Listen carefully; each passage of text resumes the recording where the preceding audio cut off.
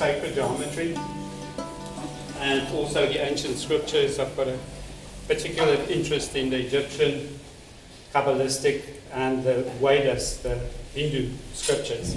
And what I'm going to try and do is incorporate that all into it and come up with an idea of my perception of the dual torus.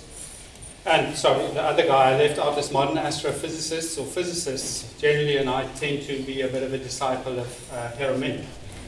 So, as the only member of this academy, that's the entrance door to Pythagoras' academy, and I've been a student of him for a long time, but what people don't know is that he was a student of Thoth. And he actually left Greece at 18, and he spent 24 years as an initiate in Egypt. And so he was actually a teacher of Thoth as well. And after that, he was moved as part of the priesthood to Samaria, Babylon, because there was a big unrest, and he was considered part of the elite that was holding the knowledge of Egypt and the teachings of Thoth. In Samaria, he then spent 2 years with a guy called Sabratos. A lot of people think that he is Ezekiel, the prophet Ezekiel. It's the same person. After the 2 years there, he went to the east, and he went to the Brahmins in the Himalayas and spent a year there. Then got back to, just before 50, got back to Greece, and then set up his academy at 53 after then marrying somebody, and produced 7 kids after that. He's obviously a brave man. So just to, as a lead-in, for me, sacred geometry has the unique ability to be used as a tool to create the images necessary for metaphors. It can take us beyond words, fueling the intuitive imagination with a conceptual geometric structure of the unseen worlds. Geometry can become a mechanism for exploring these worlds, hidden from the senses, like causal to the creation and the evolution of all that is. When we start to use geometry in this way, it becomes sacred to me. So the use of geometry as a framework to express the nature of energies present in the unseen world, what we perceive to be the vacuum of space. And that's really what I'm going to try and do in the first talk, is give us a sense of what this vacuum of space is. And I'm going to use Hindu Vedantic scriptures and also modern physics to give you an idea for what we perceive as the vacuum of space is actually something quite different. So the idea is to get that, and from there we'll get into the dual torus mechanism, but I'm going to use the Kabbalistic tree of life, which we use in life alignment, and we spin over centers of it to kind of get us to the dual torus mechanism. So it's a lot to try and do in an hour, so we're going to have to go fast. Okay, so basically we've got these 3 players in the talk. There is the Vedantic Vedas, Hindu teachings, the teachings of Thoth, the ibis-headed deity from Egypt. He's supposed to be Hermes. He's got a long line of things. He was a god, all sorts of things. And we've got the sacred ibises, the white ones flying over here, so it's a bit of a connection to this too. and then this is Nassim Haramein. And in my mind, he's the guy that in 2006-07 coined really the dual torus and brought that to us in consciousness in the scientific world, the world of mathematicians, scientists. And you might not like this, but I actually believe those guys to be the seers of the West, of our time. They are the shamans of our time, where, in my opinion again, I'll be slaughtered, but the churches has failed dismally. So I tend to use them more to see how we've evolved in consciousness. And all that we're going to relate back to Metatron's cube, which is Thoth's teachings. And I've got a 3-dimensional resolution of it, which is my thoughts on it. I put that together in about 2007 on a trip close to Vanuatu, where that big cyclone was just now. And it's the same time, at that time, Nassim Haramein did his calculations or the dual torus was really born by the vector equilibrium of this shape, which is the cube octahedral. Okay, so we're going to work our way there. And how that mechanism works. See, this interesting things. It collapses into pyramids, equilateral triangles, etc.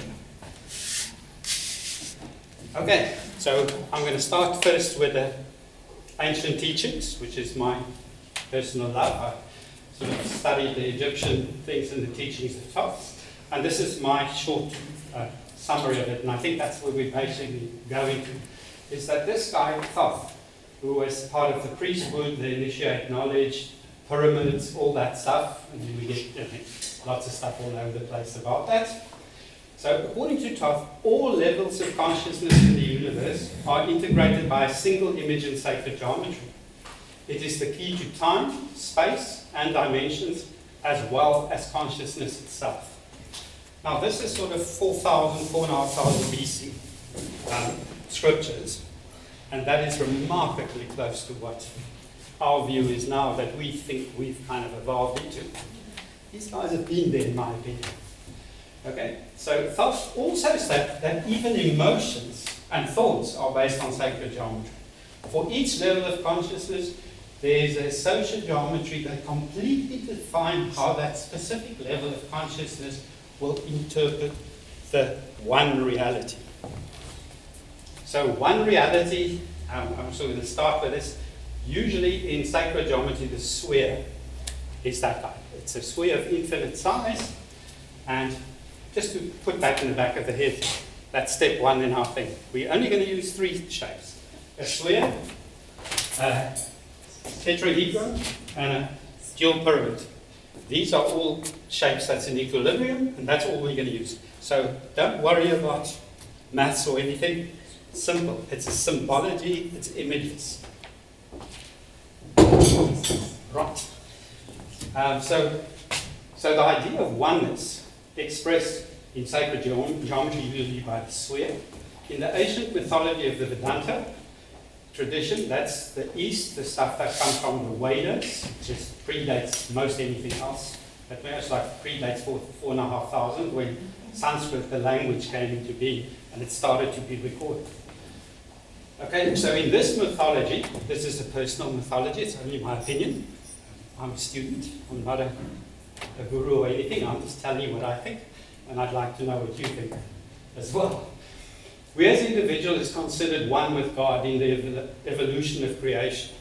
Now that totally intrigued me, and I always grappled with this idea, and I think I'm sort of starting to get a bit of a hang of it now. I hope I'm going to sort of try and portray that to you, and it's related to the dual torus. So by implication, our individual consciousness is not only connected to, but fully participates in the expansive evolutionary nature of Brahman, the all. So in the Jewish tradition, that would be the Ein Sof, the what's everywhere. In Nassim Harameem's word, he would say that's space. Space is everywhere. So that's the all. So this is the symbol of Metatron's cube. I don't know if this is big enough, but to give you an idea how this fits in, if you look at this outside space, and there we've got a dual pyramid. If I put that in front of it, let's see if I can get there. No, I'm too close. We'll explain it in another way. But that's there, plus in here on the axis of spin is those guys in the middle, which is a Merkabah, which incidentally has as its core base a dual pyramid. So the pyramid, the thing that the Egyptians are known for and that I think we tend to misconstrue most of the time. So in the sacred geometry, let's just start with the beginning. We're saying that there is basically a sphere, and a sphere is basically made up of a center point with an equal radius, and it can be any size, infinite size. And I think the image to have in your head here, a sphere is totally in equilibrium. Why do you say that? If a little girl blows a bubble and it goes floating off in space, It's a perfect sphere. All the forces within that holding boundary is in equilibrium. It's totally balanced. And so whenever you see a sphere in sacred geometry, like these little dots things, it's saying there's an energy there, it's confined to a certain space, but it's in equilibrium. If things aren't in equilibrium, they go into elliptical shapes and things. Pluto is a good example. He goes in a very funny orbit. He's not in equilibrium, and maybe that's why he's causing so much problems in our lives with astrologists. But that sideline. The next one is then basically a three-sided triangle has actually got three equal ends. And because those are seen as vectors, or vector is an amount of energy, and it's measurable. And if they're exactly equal, then they make an equilateral triangle. So that's in a two-dimensional space. If you put another point on top of it, and you put something else on top of it, the same distance apart, it's a perfect vector equilibrium. And that shape holds a sphere.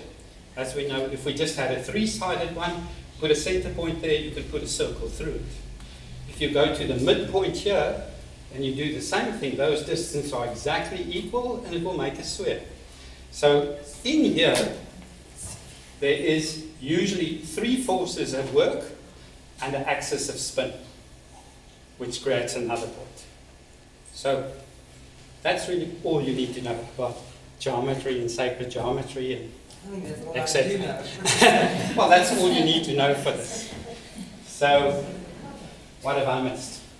Okay, what we then say, this is an elusive card because we tend to know the pyramid like that, without the base. But as we know, as above, so below, so there is a reflection down into the earth of that. How do you express this guy? Because if you look at him straight on, you just have a square with two. So it's not very evocative of what the energies are within it. But if you turn it flat like that, and in fact, it's probably going to be easier to see it here. If I put that dual pyramid there, suddenly, if I take those points down, you actually have, the square is there, but you've got a dual pyramid that makes a six-sided shape. Now, why six-sided? Because what's interesting, on every one of these triangles, you can put a sphere. And if you put that on top of it, like that, and you put another one at the bottom of it, and you say, that is our axis of spin, and you then turn it like that, you see exactly that shape. So that shape is actually this whole mechanism, and vortex cards, spin is always part of what we do.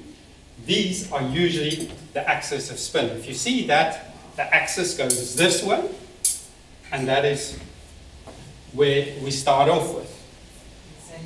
Yeah. Now the interesting thing is, in the same way, that's axis of spin, in the same way you can put that onto each of those there, and as soon as you've done that, you've got the Merkaba. So the Merkaba's building block is a dual pyramid. It starts from there. What we now have to do is forget about the maths class and go to the fun class and say, all those points is replaceable by energies. As soon as you've got a point, you've got spheres, and there's energies involved.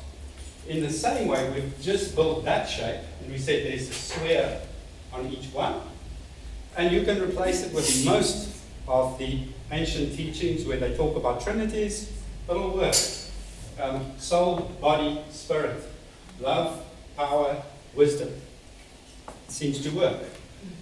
There is an overlay in the Vedantic one, which I'm going to take a bit more time, because that is very much more closer related to sacred geometry, and that comes out of a text that's only been translated in 2002 into English.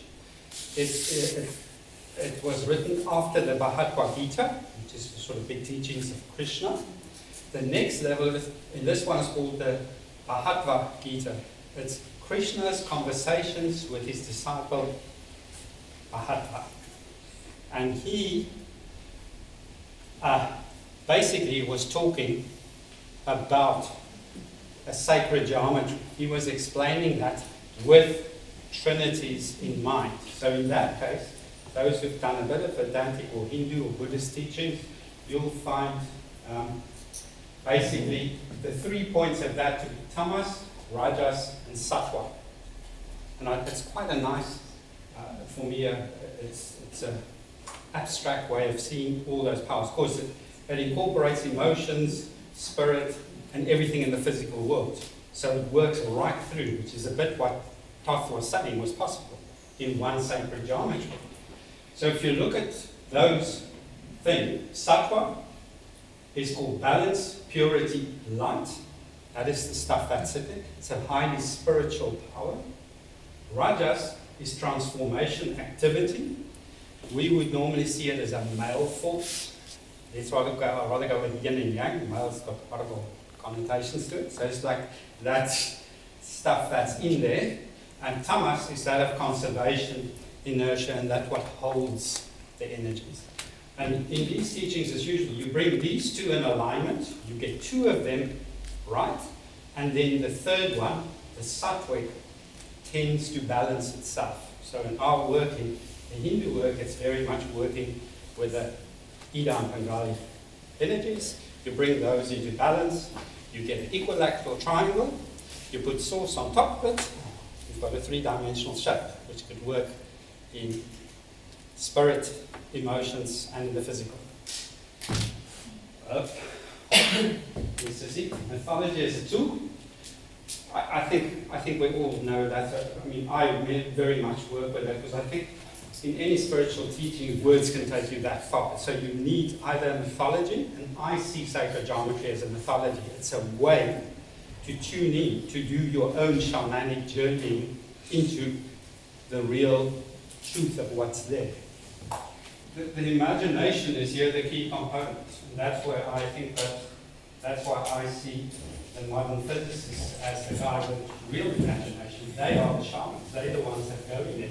It's that with the imagination is not only reflective, but the imagination can also become productive and inspirational by reflecting truth to the individual at a spiritual and soul level.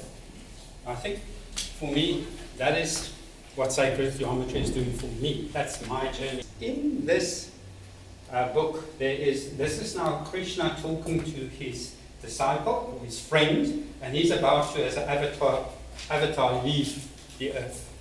And he says, well, I'm out of here, and the Dada says, please take me with. And he sort of said, sorry, you've got some stuff to do here. And then he gives him this whole teaching on sacred geometry and the base tools that I've just given. That's all you have to have in your head to follow this conversation. But here's the big one. This one, it starts with this, and it's a big leap, and it's very much where the modern astrophysicist is nowadays, I believe. It says, dear Dada, creation is in a constant state of flux, coming into being and dissolving at such a speed that it's imperceptible. This is the subtle nature of time, of which no one is really aware. So what you're saying, there's a fluctuation, there's something that's happening in space, which we can't perceive with our senses. But it is there, and it is a kind of a structuring device that we think that is. And then he brings this idea. Remember we spoke about the three powers, the Trinity. He says, at the inception of creation, Prakriti, through the power of the gunas, undergoes a transformation. Prakriti is really nature. Got it here somewhere. Matter, creative principle, nature, Gaia, whatever you want, the source of things. Undergoes a transformation. This brings all of the parts of creation into being. Purusha gazes upon it. So Purusha is the infinite, the all. These two are Purusha, infinite, the all, and nature. Prakriti can be said to have a dual nature. It is the unmanifest state and the manifest state of all matter. So that's what it's seen world and the unseen world. Everything that happens. Purusha is the one state of pure consciousness. So that is the Brahma, the Ein Sof in the Kabbalistic tradition. And then he gives you a reason as to why this is coming into being. He says, in order to fill the desire of the jivas of the past. Jivas is a valid word. It's the individual self, the embodied self. So he's saying this is being brought into because there's a desire from previous souls that they need to play out their agendas. My interpretation of it, you're welcome to have your own. So he said, in order to fill that, I agitate the Prakriti, so therefore there's an initializing agent into nature which brings these energies into being in this play of creation. And then he gives a little explanation. From the tamasic vibration of the Ankara, which is the all, came the five: earth, water, fire, air, and space. So, female holding thing. From the rajasic vibration of the Ankara came the organs of action, like the hands and feet. From the sattvic vibration of the Ankara comes the presiding deities. Now, there's 21 of them there, and we haven't got time for that, but we all know, we all working with deities, those things that hold the intent of the all. Be one way of describing it, I think. So then he says here, Krishna speaks on behalf of the Ein Sof, of Brahman, of the all. He says, impelled by me, the self of all being, these elements enter into each other in perfect harmony. Perfect harmony for modern scientists is equilibrium. To become the embryo of the universe, my residence. Within that embryo, I remain floating within the universal amniotic ocean. And then, from my navel emerged the lotus known as the universe, where the self-born Brahma manifests in the center. Modern astrophysicist Hermin would say that's the black hole. That is the center core of our universe, the center core of everything, of every element. And now, to sort of try and make that a bit practical and not get lost in the word of science. But I think just sort of to imagine what is this all about. If we take our universe, it's basically 50 light years from top to bottom. There's two spheres which is being measured, which sits into, and there's now, I think there's now consensus in science, that's a black hole in the middle, think of infinite density. There are these two spheres that operate on axes of spin. So if we go back to this thing, we're looking at something that's on an axis of spin. This circle here is 50,000 light years. We're about 30,000 light years from the center. So that's kind of our reality. Hermin believes this is just one fractal of it. There is others in bigger scales going up and down. Maybe just a word on fractal. So there's nothing really that amazing. All it is that things scale up and down. And Einstein had a problem with reconciling the laws that operated in the universe going up in scale. We could totally kind of resolve with Newton's laws. But the microcosm, the little thing, it didn't want to work. So there was a problem with that. Now Hermin has been able to reconcile that, saying that in all fractals, going up in scale or down, the same laws apply everywhere. So Thoth's statement in the beginning saying that there's one geometry, one object that defines all this, could be true. And I think we just need this to get an idea of the size of this thing. And this is just our universe, is parallel ones and whatever, there's a lot more to this. Now, this is something that Jeff uses quite a lot. Is that it's saying that obviously the physical world is only 1%. It's, the rest of it is space. It's empty space, a void, a volume, which is everywhere. So what we're going to do is kind of look at the nature of that. And that's where I've come to the thing I'm calling this sort of structure of the vacuum. What is this empty space that we kind of operate? So here we come to my opinion, the modern day shaman.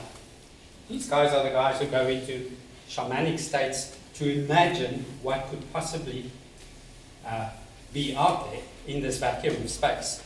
Then they come back and they apply logic, left brain stuff, to actually reconcile it. And for me, in my academies, and I'm the only guy there, I need to do that. It's maybe because I'm a boy or something, but I need to know that there is a basis to this thing that I feel instinctively is right. And for me, I think it's important. We've evolved in the West to such an extent where suddenly Western science can now really, we've got it to such a sophisticated level where we can really now test our assumptions, and we can, and in all traditions, there's always been the big thing, be care of Maya, illusion. It's so easy to construe your own universe, which is sometimes not very much in line with what reality is out there. So, and that's just my path, and it's probably Capricorn, what else can I do? You know, it's like, same, I share the birth dates of gravity man, Newton, both 25th of December, it's in my genes, can't help it. Okay, so what Arvind says, so let's just think of that massive, let's try and get a sense of what this is, where we're really operating.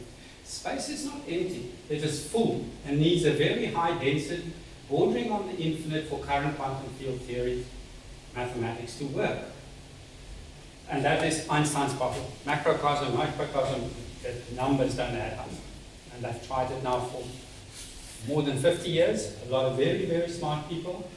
And this man seems to have been able to resolve that thing with this shape, a cube octahedral, which is this guy lying on the ground here. And he put the paper together in 2007, 8, got ridiculed in 2011, he started getting awards for it. But he's still not, he's in the beginning stage of exploring that reality.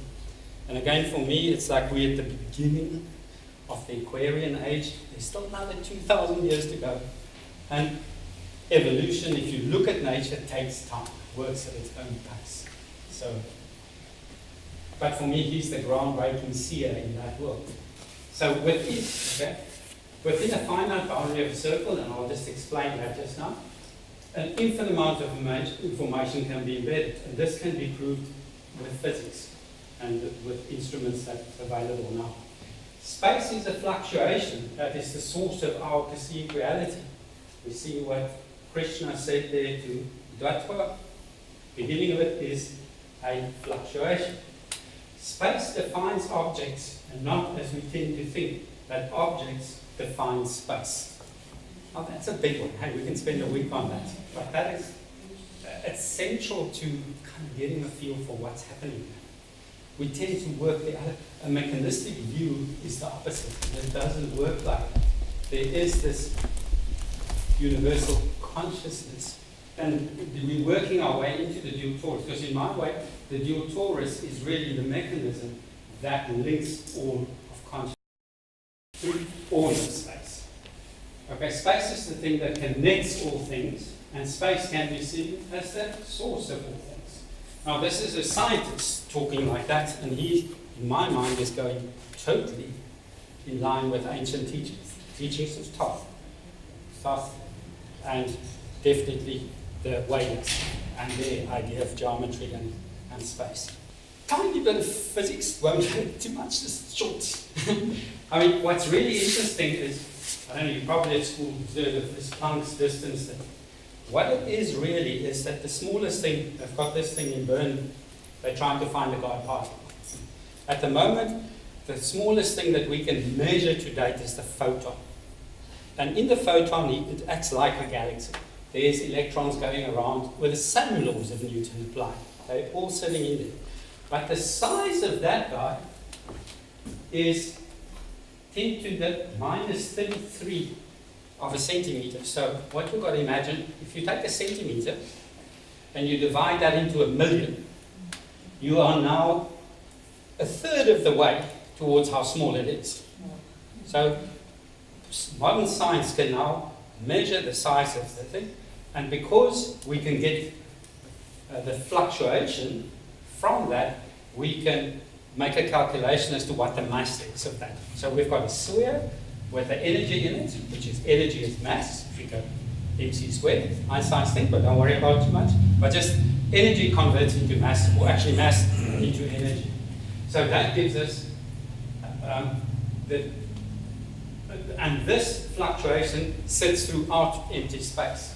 So therefore one can say that that energy density sits within space. So what does that mean? If we did that, if we took a cubic centimeter of space and we pack it full of photons, much as we can, we then take the mass of each one of that, we suddenly get a vacuum density of 10 to the minus 93 centimeters cubed, which is higher than the density of the whole universe, our known universe, compacted into a cubic centimeter. That is the energy density of space. I mean, so that was going very fast, but I mean, that gives us a sense that there is this thing that's there is infinite energy. And that's why we can say we can embed infinite information at any fractal level into it. Okay, so this is where this man started becoming really clever. What happened is that at this point, he said, if we can measure the fluctuation of everything, and if we take the radius of it, we put fluctuation over radius divided, we'll get a linear progression. So he started with the universe, he put all stellar objects, he put the atom in there, and he put the Planck's distance, which is based on the photon. It makes a linear progression. Now what these guys are saying, why they're so excited is suddenly it means that all big things are made of small things, and the law continues through it. There is one law that runs it. And he basically, we'll get to how he did that. But we won't go. But what's really interesting is that our brains, the microtubules in the brain, which has got water inside it, which is really the current layers, the wiring of the brain is water. Even those things, their fluctuation falls perfectly on that line. So consciousness, that what holds consciousness, also fluctuates on that linear progression. So what Pfaff was saying is that it's not only matter, but it's also emotions, thoughts, and everything kind of obey the same laws. These here kind of prove that mathematically. Okay. So with that bit, and that's the last bit of physics we can do. Okay, so from that, what do we then come up with? And this is basically taking his word, Haramin's words on the structure of the vacuum. It says that our universe versus high energy levels obey the conditions of a black hole. And it is the negative spaces in the vacuum that produces matter. So there again, it's this idea that that's actually space that creates matter, and it's a difference in fluctuation. It's a different energy level. There's an imbalance in the energy start, which then manifests itself into matter, into consciousness, and whatever. And if you then take it back to the Hindu thing, that the very root of that fluctuation is desire of the jivas, of the energies within it. The vacuum is the source of the division that divides in very specific relationships to create the manifest creation that we experience. The biology, with its inherent consciousness, is the events horizon that divides the extremely large from the extremely small. We are the events horizon. So this reality, our being, if we plot ourselves on that thing, we sit roughly in the middle, we can look up and down, and our consciousness is linked to the consciousness of the all. It's basically what he comes up with as a physicist. And this is just sort of the idea of saying that within a circle, we again have the three gunas. Say we've got those three. Within that, if we take this sacred symbol that we find in most ancient cultures, we take that guy and we polarize it, we flip him over, then you find equilateral triangles again. You can make circles of them, and then you can do the same to each one of those again, and you can infinitely go into it. Now what's interesting, that's saying, in a way, that is a kind of a visual symbol of the nature of things, that from infinitely big, fractally, everything can be broken down and brought into the same laws, but all of this fully participates in the one all. Now what's really interesting, and that's what Hermine has come up with, is there is a spin mechanism, and something that happens within this, which links through vortices everything to source, the midpoint. And that's what I'm hoping to show to you in the next one, in the next session after tea. So let's just sort of try, and how I'm going to do that, or attempt to do it, is to actually use this Kabbalistic symbol, which is the tree of life. If one looks at this, you know that there's an implied three-dimensional shape. But what it is the big mystery. And I mean, I spent most of my conscious life trying to figure it out. I came up with a solution in about 2008, which is this object, which I thought is the thing there. And it's quite interesting. This is pretty close to what Hermine came up with as well. It's quite funny. And he came to it as a scientist. I came to it as a dabbler by myself in my own academy. I don't know. So if we look at that, I mean, just let's look at the principles that's sitting here and that's sort of generally accepted nowadays, saying that in the Kabbalistic tree of life, there is Sof, Prakriti, nature, Gaia, Purusha. There is all the chakras that can be divided into it. There is a central axis of spin. There is a male column, a female column. The Ida Angali system works through it. If you look at Jeff's diagram, they are little arrows. There's a direction, a flow of this. But if you try and resolve this guy three-dimensionally, unlike the Metatron's cube, it doesn't quite tie up. There was something that was going wrong. And what that bit is, well, this was my theory, and yeah, is that if you take this,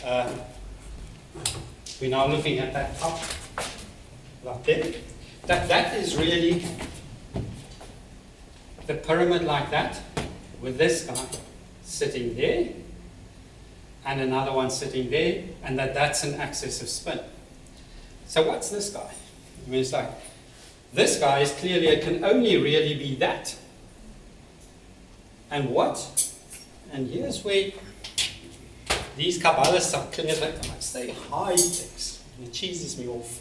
What that really is saying that there is a movement, there is a flow.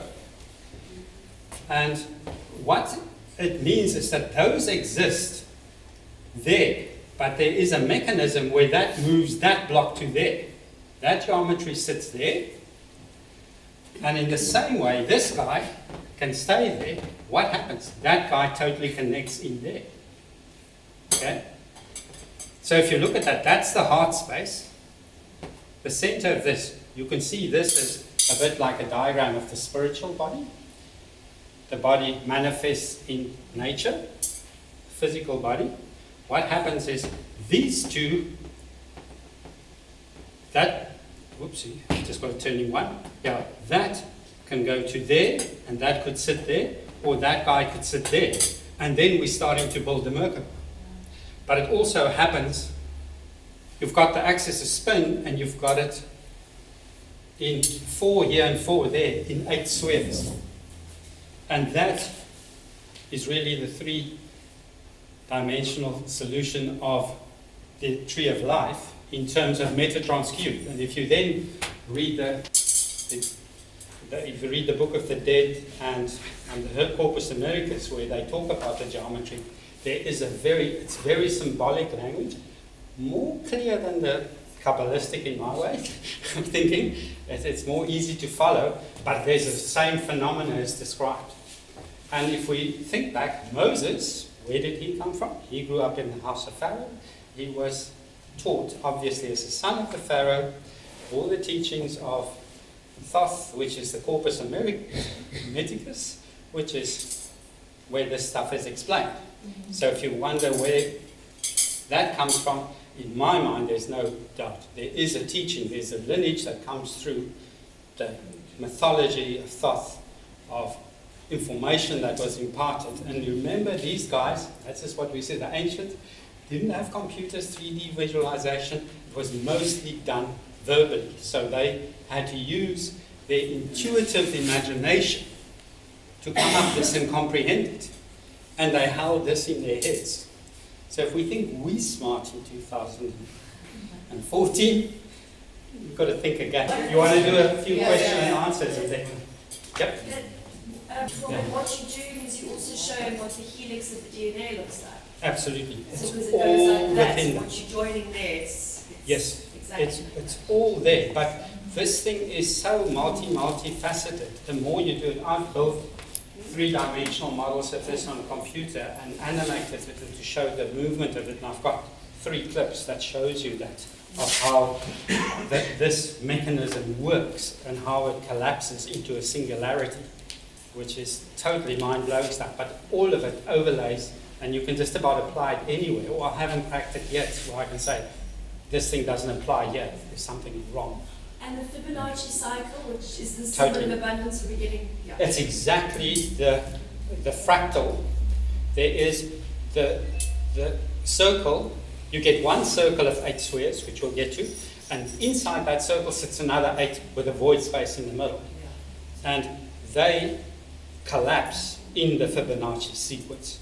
It all works on the most precision geometry. I mean, it's like mathematically, it's totally a mind blow. It's like you just... And then when you apply that to musical waves and resonance. All exactly in the same thing. And that's where Pythagoras, I mean, he's got all the musical scales and everything overlaid on the same. It shows you how that works. Mm-hmm. So what comes first? The chapter or the colors of the chapter or what comes first? Well, believe it or not, but that's actually the sacred geometry of the chakra. Yeah. And I'll get to you. The music and the colors and the body parts and the orbits and the... Well, if we take the Hindu mythology, it's saying there's the Insaf, the orb, that through his gaze, he put this in motion. He created the fluctuation within space for all this to evolve. It's like the Big Bang. Yeah. And I'll show you how the Big Bang works on this model in that animation. From singularity, how it explodes into the mechanism that drives it. It drives electricity, it drives everything. Yeah. Well, that's what we're hoping to do. Okay. It's a scientific in comparison to who we are and what we are. And Yeah. tiny. We all of it, but we're also very small. That is my sense. That's, I mean, if I had to say at the end, what is it that I get from this, is to say that we are this tiny, infinitely small thing, and we're part of an evolutionary process. And we just like a little thing, but we are totally and utterly unique. Sorry, in that system, hey, and that we actually fully participate and contributes to that system to make it what it is. Yeah. Hello, yes. But according to your diagram, we are exactly in the middle. How can we be smaller? Just our consciousness. That diagram is the Hertz fluctuation of our consciousness. Yeah. And it's exactly in the middle of the division of the infinitely hard. So if we took this fractal that embeds itself infinitely into each other, of our perceived universe, what we can do is we sit in the middle. Harriman believes there's universes above and below infinitely. We're just one of, like one little link in a DNA link. Yeah, Jan, you? We are flickering on and off in that model. That's it. It's Yeah. a fluctuation. At this point in time, we are all flickering on and off on all the chakra levels. That's it. Yeah? That's fluctuation. Yeah. So you exist and you not exist at the same time. But depending, I'm coming there. I'll actually, Jan, I've got to lead into it, which it kind of makes it maybe more swallowable. It sounds a bit rough when you just go. My simple understanding is that since obviously image is created from one, so as small as you might break it down, with the geometry would apply to every aspect as large or small. That's it. Since, as you said, Krishna Yeah. said, from my gaze, everything. Yeah. Yeah. And I think for me, it's what's interesting for me, there's so much of this in the Vedantic tradition where they say, if you want to test things in your reality, check how embedded you are in Maya. Look at nature and you'll find, look at Purusha, Gaia, how she operates. All the clues are there. Hey, for me, if one sperm cell produces this, all the information sits in a sperm cell and we can see it still. But 33 zeros less, the information sits there as well. It's like in one little DNA inside our body, the information is there, it's embedded. And through this process, and we'll get to it's this interaction in this fluctuation that actually produces consciousness. But we're going to attempt that the next shot. So, David. David, I'm sorry, now that you say that, and excuse me, I'm just a beginner here. We all are. You can say that all this long story, and it's all about consciousness, and if consciousness is, so it's all alive. Yeah, absolutely. So if it's alive, and I've got, God forbid, a sickness, I can heal myself? Yes. I can fix myself if it's alive. That little tiny little speck of 33 times smaller than that is still a Well, for me, it consciousness, would be and that interesting means if Jeff was here, because by implication, he's saying through spinning a magnetic card through the vortices, he is affecting a blockage in there and actually has some influence from his particular point of view. It's spinning. And we'll get to that. All the vortices basically come from the center point, and all those relate back. They all collapse into one spot, the vortices. And I can show you that. That's what I'm hoping to show shortly. Yeah. So, I mean, that's how I see what Jeff is doing. At some level of consciousness, we're finding the place where those imbalances can be corrected through a vortex spin.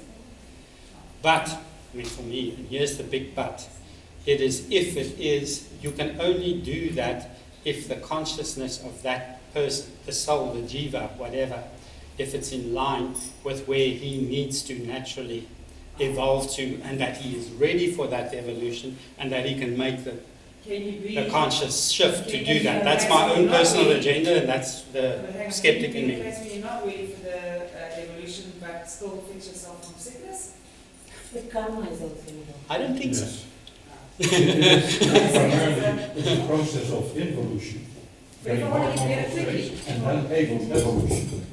And at that lowest point, you get that input, Yeah. where you start in the path back. Yeah. So you choose, that is your karma thing, you choose your evolutionary path, which just means more constraints of whatever type. And only at the lowest level, material level, let's call it that way, with all these constraints, there's a point where you can start Point of entry. evolving So again. you are And that's- actually ready for And it. this is it's just learning. It's a learning process. And for me, that's the dowsing to find the body point is the lowest level of where to start this tree that goes up. But the tree is so complex and there is so many zeros behind it. For me, personally, it's like we've just got to realize if we observe now, we're fixing one thing and then we go to the next thing and then we go to the next thing. This quick fix, like we're all suddenly going to get enlightened and whatever. I mean, it's like there's a beautiful saying of an Eastern yogi saying, if you think you're really enlightened and you think you're really cool, just go visit your family for a week. I thought that, yeah, so this is Pythagoras' thing against sacred. I don't know if I've told you in the beginning what it says there, nobody allowed to enter here without a knowledge of sacred geometry, which is an Egyptian thought. You couldn't get into the priesthood if you didn't understand mathematics. I think that was one of the Kabbalistic system. You had to be able to recite the Torah, the first 4 books of the faultlessly. I mean, you had to get to a certain mental ability. But I think what's really cool there is, I don't know if this is true, but Pythagoras did have a cat called Nous. And Nous is the Egyptian false word of the concept of consciousness. But his word of consciousness is incorporating the dual torus into consciousness. And he called his cat that. And the cat had a trapdoor into his academy. And what's really quite funny is that, I don't know if you know, he at the end got killed by somebody who he refused entry to his academy. So there's a clue for me. My academy is open to everyone. Okay, we're just back to the same thing. Thought. Just the same thought again, just to say that's really what we're looking at. So is there a simple way that we could view things which encompasses it all, and according to his teachings and things, that one of the keys, I must say that, and there's 8 keys, would be the root of sacred geometry. There's all different parts. And I like that in the Vedantic system, there's 8 parts. This is kind of a path of knowledge, there's devotion, but there's a lot of other ways of getting, and it just depends on your own mix of your guna as to where you focus. This is just my path, and I think for me I really like this idea of the academy, where we all bring our own focus and what we see to it, so that we can learn from each other. Because it's like, I learn the most amazing things from people who see the world totally different to how I see it. And I think that's what, for me, exciting about that idea of the academy. It's like that we can pool our knowledge and learn from each other and become like that the whole becomes more than the sum of the parts sort of stuff. Okay. So where does this the idea, the cube octahedron, what Herman uses to kind of build these models of the universe that he fixes all Einstein's problems. It's quite interesting to look at it. He's got you need an axis of spin, and that's how he solves the problem with the mass. Of course, there is energy, and through Coriolis, I'm not going to get into the mathematics. Due to that, energies are produced that balances it out. And yep. So if we get back to that shape that we've got, if we build a Merkaba, and you take 8 Merkabas, you can fix them together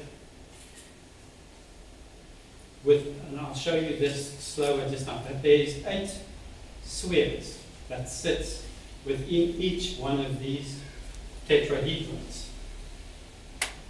If you plug all those together, you come up with this shape. And if you look at that thing that I've got outside there, the green component of it is the cube octahedron. And I will show you how that is built up. So we all know basically the building blocks of the Merkaba. So, spiritual body. We've got this pyramid to start with. We put one on top of each other like that. We put that into spin, and then we connect onto each one of these another 6 of them. Then we basically have 8 of these fitting onto the 8 faces of the dual pyramid. And that thing, polarized and put into spin, is really the base building block of it all. So what we see here is, if we have the Merkaba and we have this on top of it, we can also, if we then polarize it, turn it over like that, we can put a sphere on it. And what's interesting is that the edge of the sphere hits the center point of the pyramid. You see, so that point becomes the center point of the pyramid. So we take the basic tree of life diagram, we put it together like I demonstrated there. We add another one in there, and that gives us a sphere, which then can then divide into another 8 down. So that's what we get. We can start at the top on the axis of spin. We can add one to the bottom, then add the ones as I've demonstrated into the sides. Then you get that shape there. If you do the same at the top, you land up with that shape. And that's the cube octahedron. So it's actually the geometry that holds the 8 spheres around the pyramid. And within that, each one of those is another 8 spheres. So if we then take 8 times 8, 64. 64 lotus petal. Hindu teachings on where it's all about, yeah. 64 of those spheres, yeah, gives you the 64 petal lotus. We'll get, I'll show that a bit better just now. If you take a Merkaba, you get 8 spheres. And all of those 8 spheres, the outer point touches the middle center point. So it's like the Brahman, the Buddha point, the black hole point. They all sit there, and within that sits another 8 smaller spheres. So that's a bit the question on the chakra. The chakra is one of those at one of the fractal levels. So what's interesting about the shape that we've got there, if we then go for the middle point, and we measure the distance to each one of the corners, we get 12 vortices of exactly the same length. So we sit now with the geometry, which is totally in equilibrium in all vectorial possibilities. And this is where we spoke about Buckminster Fuller. He was the first guy to sort of come up with that. I'm not going to get sidetracked into that, but it's basically what it's saying is that if we take that shape, it's basically this thing, and it's totally in equilibrium. So you can make a sphere and it would touch all these points. And within those sits 8 more spheres. Okay? But what's interesting, if in the thing of spin, and this is what Buckminster Fuller came up with, if you compress this on the axis of spin, it collapses in total equilibrium all the time. It's not like anything else where it goes smaller or gets distorted that you lose the equilibrium. You can then get to another point where you've got another shape, which is something I can't remember the name of it, but that collapses into a pyramid. Okay, so it means every sphere, every sphere that's formed by this tetrahedrons are actually collapsing into each other into the pyramid. So all those 8 spheres have collapsed into that, and the sub-spheres have collapsed into their center, which means that they land up in the center here again. So just we'll stop there and just go back to the idea of the cube octahedron. So that shape, this shape that I've shown you here, is the cube octahedron is the only geometry in perfect equilibrium in all vectorial possibilities, and therefore has the potential to bring the polarities together into a singularity. Haramid sort of concluded that this must be the geometry of the vacuum where all forces are cancelled each other out and we therefore appear to us as empty space. So that's it. Because all those are in equilibrium, it's a bit like, I had a crystal here. It's like this clear crystal, eh? It's one of the densest things we know. And it's totally clear. The idea is that space can be seen as like a thing with infinite density. The diamond is the toughest thing, the highest density thing we know, or that nature produces. And you can see right through it as if it's not there. So that's sort of a bit what he's saying here. If it's in equilibrium, light and everything just passes straight through it. So the cube octahedral is generated of 8 times 8, which is 64 tetrahedrons, and the structure has the ability to grow in perfect fractal octaves from infinitely big to infinitely small. That's what we sort of discussed before. And I think the next slide, hopefully. Here we go. If we just have a look at this. What we've been talking about now is that we're saying that we have got the Merkaba here.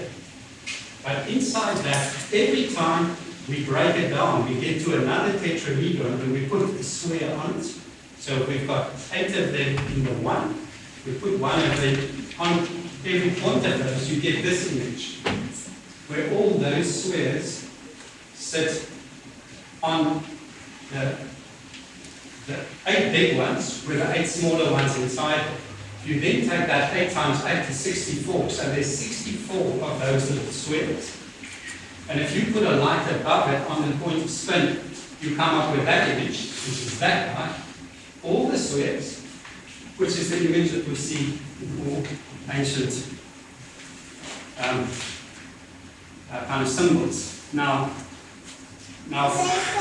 for somebody without this technology to have all that in their head and understood that, and then to kind of carve this onto a bit of rock, it can't be an accident. There is there is a level of understanding, and in my mind, that kind of the imagination was used in a kind of a shamanic way to come up with structures that make sense, and the ancients definitely had something to teach us. So what's just amazing is that this symbol sits on the pyramids, it sits under the food dogs in China, the ball there, it's that thing. And modern science has now used that to reconcile Einstein's field equation so that it goes into balance. And I think that gives you the idea that that shape, with all the shapes within, collapses in on itself, but the shape stays the same. It's got the exact same proportion. It is just a fractal of that. So, Absolutely amazing. wow. Okay, what I've done is I've actually, this is Hermín's, this comes out of his paper, of how he explains. This is the mathematical model. What I've shown you here with this thing is exactly that. He said that this is the mechanism that drives the universe. It starts with this, and then it collapses into the pyramid, and then comes out again. So it's got this action. Wow. Okay?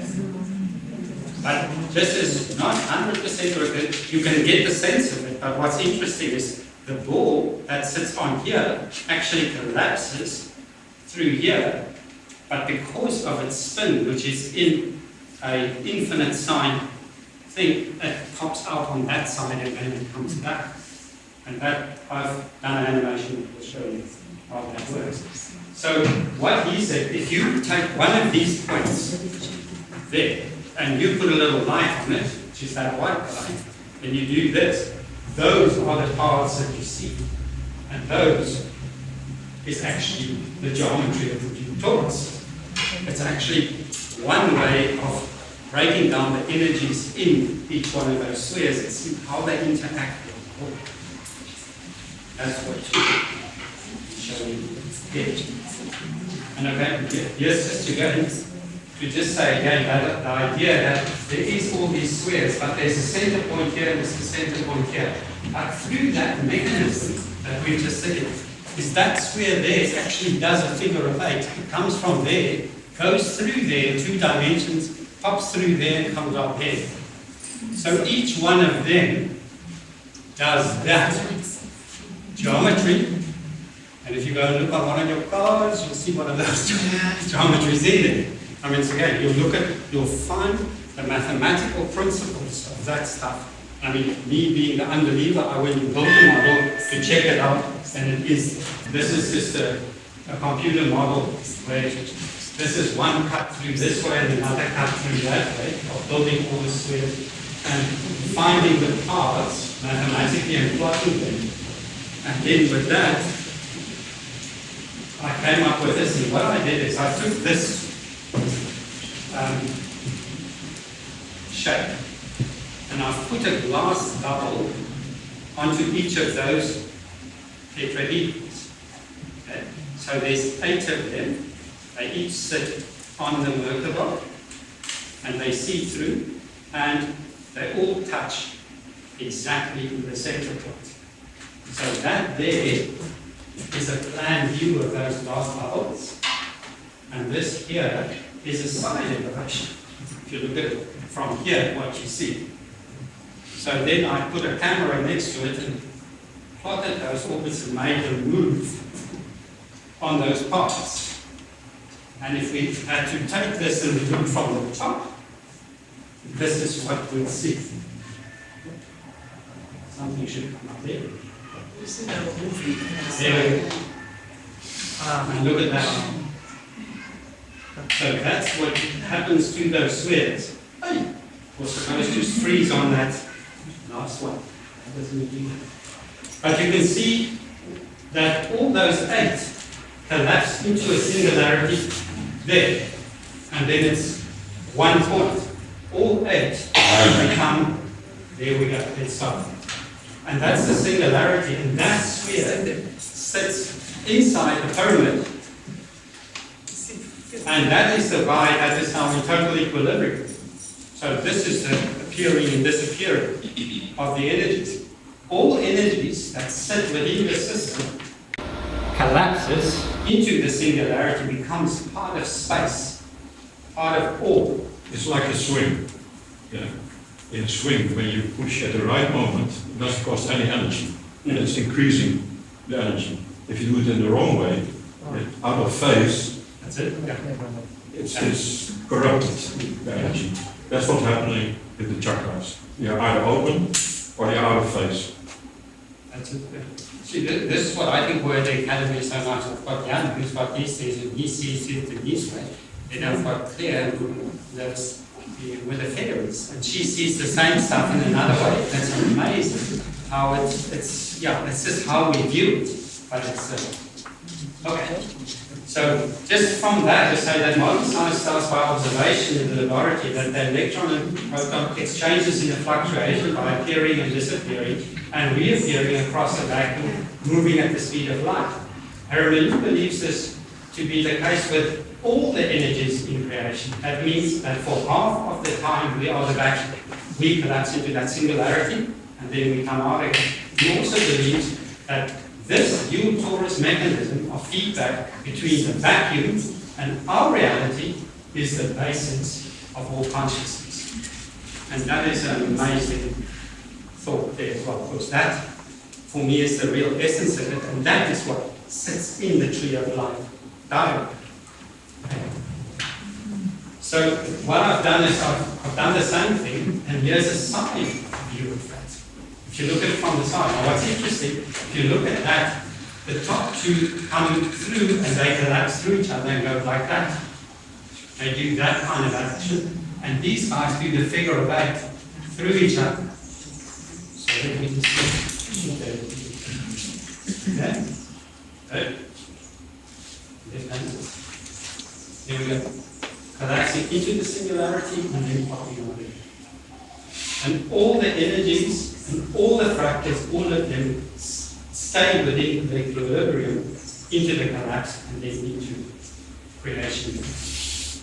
And we land up with the singularity, the Buddha point. There's still, if you look at that, everything is there. That is, in my mind, the point of where we're looking for, the heart chakra, the center of the Buddha point, the stillness. It's that seeming sacred, sacred geometry. So here's the ancient seers. This is the Secretary of the North that died in 1809. Quite a lot of these writings, amazing man.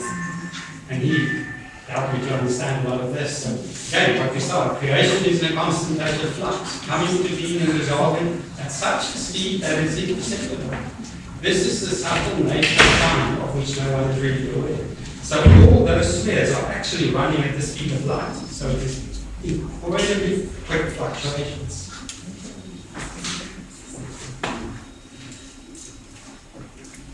And then this is sort of a 3D view.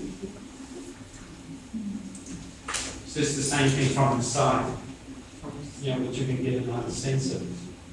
And this is the amazing thing about the technology we have now. We can sort of do those things. And for me, this is like a way of stimulating the imagination so it can become productive and actually inspirational to get a feel for what's happening. So if we go to, here's an interesting thing. After Thoth has he's taught his son, Tut, which I believe was Moses' teacher, he says this, he explained this whole thing to Tut, his son, and this is his son's response. I see not with the eyes, but by the spiritual energy in the powers. I am in heaven, in earth, in water, and in air. I'm a living creature, and in plants. I am the womb, before the womb, after the womb. I am present everywhere. Then Hermes, which is Thoth, responds. He says, for the one can be dissolved and the other cannot. The one is mortal and the other immortal. Do you not know that you are the son of the one? Also, so am I. Then, O Father, I wish to hear the hymn of praise, which you said was to be heard from the powers on the birth into the eighth sphere. This is my interpretation. Eighth sphere is the crown chakra. He has got all of this in balance, and once there is the music of the spheres can be heard. So that's at a very high esoteric level, but it's referring after a lesson pretty similar to this, is that Tut suddenly said, gee, I can see how I'm connected to all. I am in all is within me. I exist here and I exist there. And And then to bring it back to our modality, I thought this would be interesting for you to all know this one. The moment you have changed your perception is the moment you rewrite the chemistry of your body. And that's sort of my answer to that question, is saying that that's where it lies. It is interrelated. And I think we're running out of time. I'm going to jump a bit. We've kind of gone through, I was just going to summarize this, but I think if you look at that, here we have the tree of life happen. We've got the cards. If we see each one of those as that geometry, the spinning point, the chakras, which we spin cards on, they each have a position, they have a meaning, they're relative to the chakras, they're relative to the male and female energies.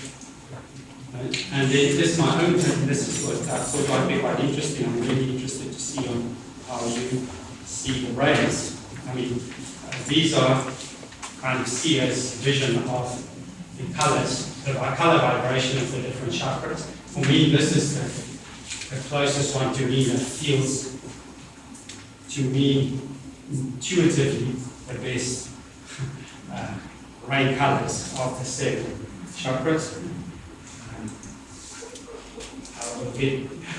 Just into the pyramids if you want to make them. Of course, they're there. The spins are there, they're all there.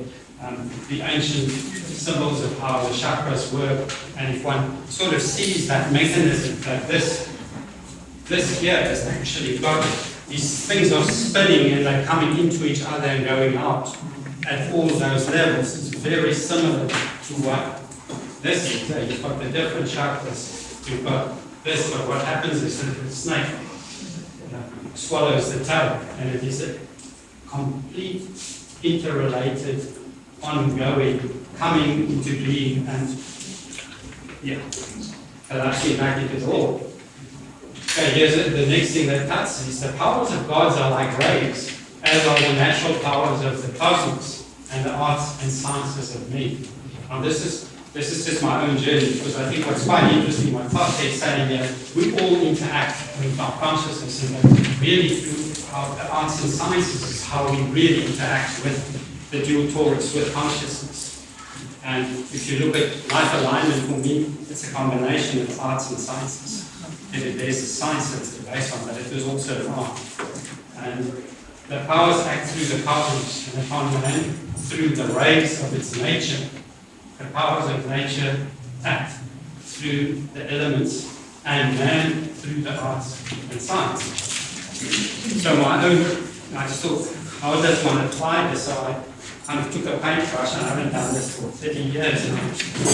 And I thought if I had to take my own energy system and my perception of the color rays and overlay it on this diagram, and you'll see all the geometries are in here and there. And that this thing sort of symbolizes that we are spinning through space in that, where I spin there, but we're also going around a central circle. But there's a movement through time, but in there is the power as the rays. And these are sort of my perception of where those things are sitting in my own energy being. So that was, I haven't done one of this rate or whatever. I mean, that's my idea of the arts and sciences. That's how I tend to work with it.